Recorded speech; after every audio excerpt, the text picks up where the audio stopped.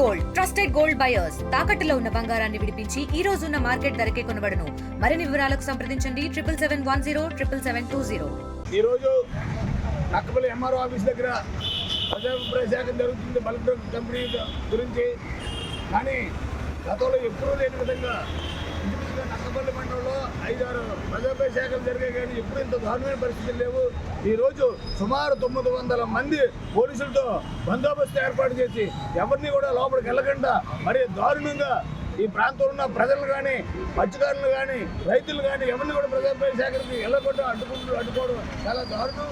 ఎందుచేతంటే ఎప్పుడో ఇతర రాష్ట్రాలలో కూడా ఆ ప్రాజెక్టు వద్దని చెప్పారు.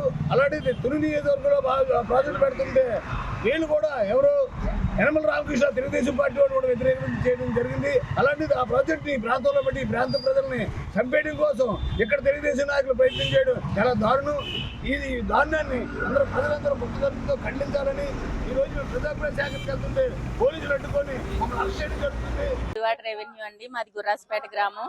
మా గ్రామంలోని ఇప్పుడు బల్క్ డ్రగ్ పార్క్ అని 170 ఎకరాలు సేకరించారని చెప్పారండి.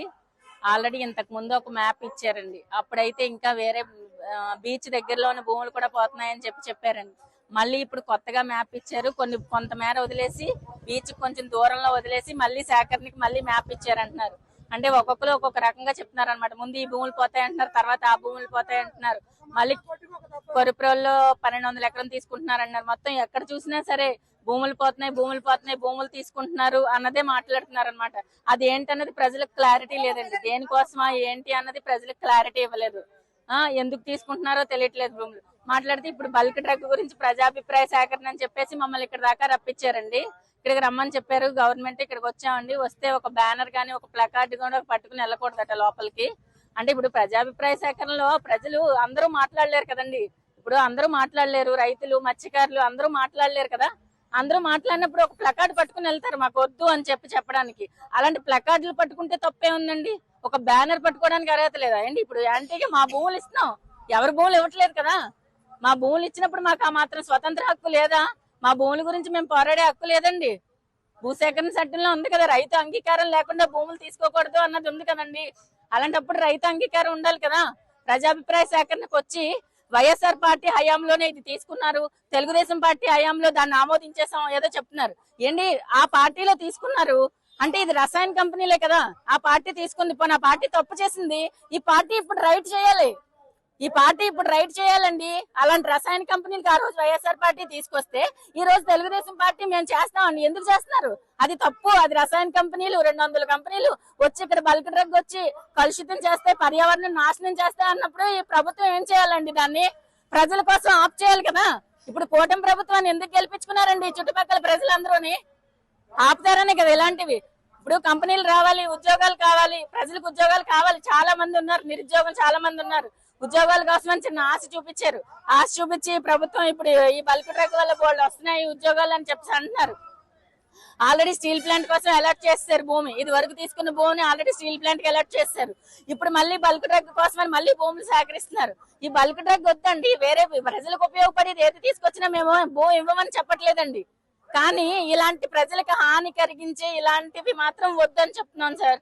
ఎందుకంటే ప్రజలు ప్రభు డ్రగ్ అనే కంపెనీకి మేము భూములు ఇవ్వదలుచుకోలేదు. మత్స్యకారులకి, రైతులకి పొట్టగొట్టి ఇవన్నీ కంపెనీలు తీసుకొచ్చి అవి వాటి వల్ల ఫ్యూచర్ భవిష్యత్తుకు ఉపయోగం లేదు. ఫ్యూచర్ తరం యువతరానికి ఇది వినాశనం అనమాట. ఈ కంపెనీలు అనేది వినాశనం. అది అందరికీ తెలుసండి. ఈ రోజు తెలియని వాళ్ళు ఎవ్వరూ లేరు. ఏంటి అందరూ గవర్నమెంట్ ఎంప్లాయీస్ ఇక్కడికి వచ్చారు, బోల్డ్ మంది పోలీసులు వచ్చారు, 100 మంది 100 మంది వచ్చారు. ఏంటి అందరికీ తెలియదా దీని గురించి? అందరికీ తెలుసు. ఎందుకు తెలియదండి? ఇది బల్క్ డ్రగ్. అందులో ఏ రసాయన కంపెనీలు తయారవుతున్నాయి, అందులో ఏ కెమికల్ తయారవుతుంది ఏమైనా మనకి చెప్పారా? అవి ఎలాంటి కంపెనీలు? ఇండియాలో చెత్త చేసి పడేయడానికండి ఇలాంటి కంపెనీలు. అమెరికా నుంచి వచ్చి ఇక్కడ నుంచి ఏం చేస్తారు? ఈ కంపెనీలన్నీ ఇక్కడ చెత్త తీసుకొచ్చి ఇండియాలో వదిలేసి దాన్ని ముడి సరుకుని తీసుకెళ్లి వాళ్ళు తయారు చేసుకుంటారు. అంటే ఇండియా ఓన్లీ చెత్త అంతా ఇక్కడ వదిలేసిపోతారు అనమాట. మరి ఇండియా ఎప్పుడండి డెవలప్ అయ్యేది? ఇలాంటి చెత్త ఇక్కడ వదిలేస్తే ఇండియా ఏ రోజైనా డెవలప్ అవుతుందా? అదర్ కంట్రీస్ వెళ్ళిపోతున్నారు, అక్కడ బాగుంటాయి కంట్రీస్. మరి ఇలాంటి చెత్త కంపెనీలు చెత్త అంతా తీసుకొచ్చి ఇక్కడ పెట్టి మరి అక్కడికి వెళ్తే మరి ఎందుకు బాగోండి? బయట ఫారిన్ కంపెనీలు అన్ని బానే ఉంటాయి. ఎందుకంటే అక్కడ ఎలాంటి వాటికి అంగీకారం చేయరు కదా. ఇండియా అంటే తయారుగా దొరికింది. ఎవరు పడితే వాళ్ళ నాయకులందరూ ఒప్పేసుకుంటే ఈ రసాయన కర్మాగారాలు ఇక్కడ పెట్టేసి చెత్త అంతా ఇక్కడ వదిలేసి గాలి అన్ని కలుషితం చేసేసి ఇక్కడ నుంచి ముడి సరుకుని తీసుకెళ్లిపోయి అక్కడ అభివృద్ధి చేసుకుంటారండి. అదే అభివృద్ధికి ఇంకా చాలా ఉన్నాయండి. మంచి కంపెనీలు తీసుకొచ్చిస్తే మాకు అంగీకారమే. ఇక్కడ పార్టీకి సంబంధించిన విషయం అస్సలే లేదు. ఇది పార్టీకి సంబంధించిన విషయమే కాదు. తెలుగుదేశం, వైఎస్ఆర్, బీజేపీ, జనసేన ఇవేమీ కాదండి. ఇది ప్రజల సమస్య. ప్రజల కోసం ఏ పార్టీ అయినా దిగి రావాల్సిందే. బల్క్ డ్రగ్ పార్క్ మాకొద్దు. ప్రజాభిప్రాయం ప్రజలకు నచ్చినట్టే చెప్పాలి. బల్క్ డ్రగ్ పార్క్ మాకొద్దు. ఇది రాజకీయాలకు అతీతంగా ఈ సమస్యను పరిష్కరించి ఈ రోజు మనం చూస్తున్నాం ప్రజాభిషేకరణ అని చెప్పేమో ప్రజలు రప్పించి చూస్తున్నారు. ఈ రోజు జనానికి విరుద్ధంగానే చేస్తున్నారు ప్రభుత్వాలు. ఈ రోజు చెప్తున్నారు హోమ్ మినిస్టర్ గారు సొంత జిల్లా అయినా నేను దత్తత తీసుకుంటా అని చెప్తున్నారు. ఈ రోజు జనాలు మాకొద్దు ఈ భూమి, మా భూమి మాకు కావాలి, మాకు బల్క్ డ్రగ్స్ జనానికి హాని కలిగించే నష్టపోయి వచ్చే బల్క్ డ్రగ్స్ కంపెనీ మాకు వద్దని చెప్పి జనాన్ని వ్యతిరేకిస్తున్నారు. లేదు మాకు జనం దగ్గర భూమి వద్దని చెప్తుంటే బలవంతంగా లాక్కొని చేస్తున్నారు. ఇక్కడ ఎన్నో వేల కుటుంబాలు, మత్స్యకారుల కుటుంబాలన్నీ కూడా, ఈ జానారి కుటుంబాలన్నీ కూడా ఈ భూమి మీద ఆధారపడి గ్రామాల్లో ఆధారపడి ఉన్నారు. ఇలాంటి వాళ్ళందరినీ భూమి కడుపుకొడుతున్నారు. దీనికోసం ప్రశ్నిస్తున్న అన్న వాళ్ళని గొంతిప్పే ఉన్న నాయకులను కూడా ఈ రోజు అందరినీ అవసర్స్ చేశారు. ఇది చాలా దుర్మార్గమైన చర్య అవసర్స్ చేసింది అన్నది. మీకు ధైర్యం ఉంటే జనాలతో వచ్చి మాట్లాడి జనాభిప్రాయం తీసుకొని జనాభిప్రాయం అని ఈ రోజు పెట్టి జనాలందరూ కూడా మాకు ఇది వద్దని చెప్పి బహిష్కరణ చేసి బయటకు వస్తే అక్కడ ఎవరి కోసం మాట్లాడుకుంటున్నారు, ఎవరికి సంబంధించి మాట్లాడుకుంటున్నారు? జనానికి ఈ రోజు నష్టం చేసే భూముల్ని మాకు వద్దని చెప్పి ఈ రోజు చెప్తున్నా. చాలా మంది ఈ భూముల మీద ఆధారపడి పంట నష్టపోతున్నారు. ఆఖరికి దీని మీద కొన్ని ఎకరాలు కొబ్బరి తోటలు నష్టపోయారు. ఇప్పటికే దాని పంట నష్టపోతున్నారు. ఇవన్నీ మాకు వద్దు. మాకు ఆరోగ్యం కలిగించే ఎన్నో సంవత్సరాలండి రాజీపేట సముద్రం ఈ గాలి అవన్నీ పీల్చుకుంటున్నారు. ఈ రోజు బల్క్ డ్రగ్స్ కంపెనీ పెడితే ఇదంతా వ్యర్థ జలం అంతా కలిపి రాజీపేటలోని ఇక్కడ ఉన్న సముద్ర జలాల్లో కలపడం వల్ల ఇక్కడున్న జనాలకి ఇప్పటికే మనకి హెట్రో డ్రగ్స్ పెట్టి తీసుకొచ్చి జనాలు సగం మంది నాశనం అయ్యాయి. ఇక్కడ గుండె జబ్బు వ్యాధులు అని చెప్పి క్యాన్సర్ అని చిన్న పిల్లలకు కూడా ఈ రోజు టెస్టులు చేస్తే మేము చాలా మందికి క్యాన్సర్ అని తేలే. ఇలాంటి హాని కలిగించే డ్రగ్స్ కంపెనీలు మాకు వద్దని చెప్పి ఈ రోజు ప్రజలందరూ వ్యతిరేకిస్తున్నారు. దానికి అవసరమైతే మేము ఎంతవరకైనా తెగించి ఈ రోజు మేము ఈ కార్యక్రమాన్ని 2 నెలల నుండి మేము చేస్తున్నాం. కానీ ప్రభుత్వం ఎక్కడ మొండి వైఖరితో నశిస్తుంది తప్పించి జనాల అభిప్రాయాలు ఎక్కడ సేకరించట్లేదు. పేరుకు మాత్రం జనాభిప్రాయ సేకరణ చేస్తామంటున్నారు. అమలు పరిచే విషయంలోని దీన్ని అందరు కూడా విఫలం అయిపోతున్నారు. ఈ రోజు చెప్తున్నారు హోమ్ మినిస్టర్ గారు మనకి చెప్తున్నారు, అమ్మ మీకు ఎందుకు ఉద్యోగాలు వస్తాయి కదా, మీకు బల్క్ డ్రగ్స్ కంపెనీ వస్తే ఉద్యోగాలు వస్తాయని చెప్తున్నారు. ఇంత ముందు వచ్చేసి ఈ ఉద్యోగాలు ఎంతమందికి ఇచ్చేసారు, ఇప్పుడు ఎంతమందికి ఉద్యోగాలు ఇచ్చేస్తారు? మాకు హాని కలిగించే ఉద్యోగాలు మాకు వద్దు. మా భూములు ఉంటే మా భూముల్లో మేము కష్టమో సుఖమో చేసుకొని మేము బతుకుతాము. దీన్ని ఇలాగే మొండి వైఖరిగా నశిస్తే రానున్న రోజుల్లోని ప్రభుత్వానికి గట్టిగా బుద్ధి చెప్తామని అదే అనుకుంటున్నాం. ఈ రోజు చెప్తున్నారు పవన్ కళ్యాణ్ గారు కానీ హోమ్ మినిస్టర్ గారు కానీ చెప్తున్నారు కదా మీ భూములు మీకు వస్తే ఉద్యోగాలు ఇస్తారని. అదే మత్స్యకారి కుటుంబంలోని ఒక్క రోజు వచ్చి బతకమనండి, వీళ్ళ కష్టం ఏంటో తెలుస్తుంది.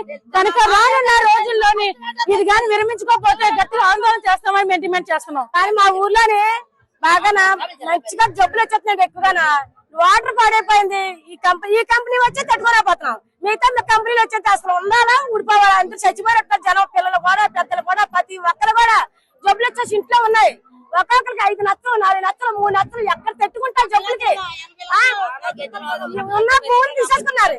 చేపలు కలితే చేపల్లోని వంతులు వాసన, ఈ వాసన పెట్టుకుని ఆ చేప తింటే చేప జబ్బులు వచ్చేస్తున్నాయి. ఆ చేప ఎవరు కొనం లేదు. మనం బతికింటే చేప సముద్రంలో బతకాల. మేము సముద్రంలో బతకాలి కానీ మెరకలేదు. మా ఓడలు బతకలేదండి. మా ఓడవచ్చిన పారెట్టుకో చేయలేదు. సముద్రంలోనే బతకాలి. ఆటకోలు ఆటేసి ఎత్తాలి కానీ బయట బతకలేదండి. మా బతికి లేదు. మాదే చంద్రం బతకాల. ఇవాళ చంద్రం అడ్డుపట్టినాక మా ఊర్లో నాయకులు ఓడి కలపడం లేదు. ఊరు అమ్మికి తినేది దోగున్నాలు అనిత రాజీపేటకి రైతులకే జరగాలి కానీ రాజీపేటకి మెచ్చకాలకి ఏది ఉండకూడదు చెప్పింది బాబు. ఇంకేముంది బాబు, ఏమంటే బతకాల.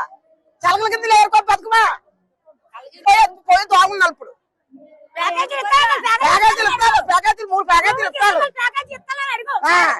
ప్యాకేజీలు ఏమో లేవు. ఎలా బతకాలి? మా వర్షం వస్తే మా ఊరు మునిగిపోతారు. మా అలాంటి కంపెనీ వద్దు. మా ఊరికి ఎమ్మెల్యే అనేది ఏమీ లేదు. మా ఊరికి ఎమ్మెల్యే అనేది ఏమీ లేదు. అది రాజీపేట సార్. కానీ మా ఊరు మొత్తం ఎంబేసుకున్నారు సార్. కానీ మా బతకనాకి భవిష్యత్తు లేకుండా రాజకీయ నాయకులు ఎంబేసుకొని మాకు చెప్పు చేతికి ఇచ్చి మాకు బతికే అవకాశం కూడా లేకుండా ఏంటి మాకు చేశారు సార్. కానీ మేము రోడ్డుని పడి పరిస్థితికి తీసుకొచ్చాం సార్. కానీ మాకు కావాల్సింది ఏంటంటే మా బతుకులు మేము బతికుతాం, కానీ రక్స్ కాకుండా వేరే కంపెనీ ఏదైనా పెట్టుకోండి, కానీ మా జీవితాలు కుదిరి లేకుండా చేయకండి సార్. ముందు ఒక కంపెనీ పెట్టారు సార్, కానీ ఆ కంపెనీకి వల్ల మా జబ్బులు వచ్చి జ్వరాలు వచ్చి ఎన్నో విధాలుగా పాడిపోయాం సార్. కానీ ఊరు మొత్తం ఊరు మధ్యలో పెట్టి ఊరు చుట్టూరు కంపెనీలు వస్తున్నాయి సార్. కానీ మేము ఎలా బతకాలి సార్? పిల్లలతో ఉన్నాం. చూస్తే మా భర్తలు కూడా 20 నెలలు కాదు, తాగి తందనాలు ఆడలేదు. కానీ మాకు కష్టపడి బతుకున్న భవిష్యత్తు కూడా మాకు ఇవ్వాలి కదా సార్. నా బతకలేక కూడా లేకుండా ఇంట్లో లేకుండా తెగిలేసి మరి ముందు పెట్టేసి మా వేళ బతుకుని సార్. ఇండియా పాకిస్తాన్ తాజా అప్డేట్స్ కోసం డౌన్లోడ్ చేసుకోండి RTV లైవ్ యాప్.